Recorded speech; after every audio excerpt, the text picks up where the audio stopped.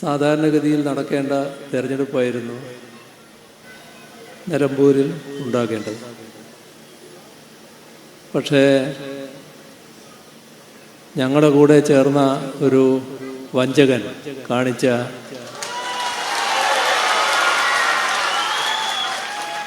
കൊടും വഞ്ചനയുടെ ഭാഗമായാണ് ഇത്തരമൊരു തെരഞ്ഞെടുപ്പ് ഈ ഘട്ടത്തിൽ വേണ്ടി വന്നത്. പക്ഷെ ഇതൊരു അവസരമായി നമ്മുടെ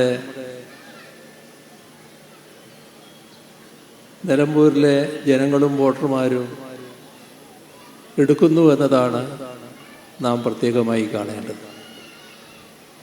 കാരണം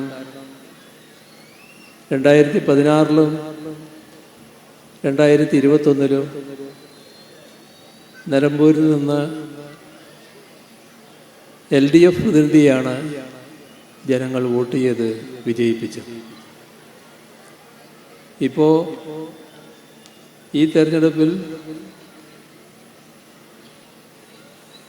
നല്ല നിലയിലുള്ള രാഷ്ട്രീയ പോരാട്ടം നടത്തുക എന്ന ഉദ്ദേശത്തോടെയാണ് LDF സ്ഥാനാർത്ഥിയെ അവതരിപ്പിച്ചിരിക്കുന്നത്.